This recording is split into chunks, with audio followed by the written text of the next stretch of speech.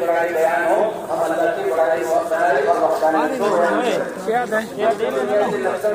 کام کرنے کا ذکر ہو، کام کو اللہ کی اللہ چاہے کہ ویسے ہوگا، لیکن اصل جو اللہ نے اور جب دنیا کی نعمتوں کا ذکر ہو تو آخرت کی نعمتیں ہر مجلس میں ہماری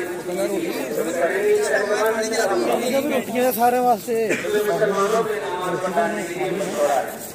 ہر مجلس کتنے نمازی ہیں وہ ہماری مجلس کی نماز ان کو بٹھایا جائے کہ اللہ تعالیٰ نے ہمیں ایمان عطا فرمایا، حضرت محمد صلی اللہ علیہ وسلم کی امت میں پیدا کیا، خیر امت قرار دیا اور اپنے ملک جیسے حضور صلی اللہ علیہ وسلم کی محنت کا مزاج کرایا.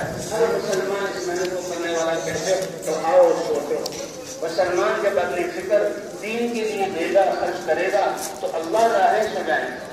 والذین جاہدوا فینا لنہدینہم سبلنا وإن اللہ لمع المحسنین. جو ہماری رضا کو حاصل کرنے کے لیے، ہمارے دین کو زندہ کرنے کے لیے اپنی جان اور مالوں کو لگائے گا.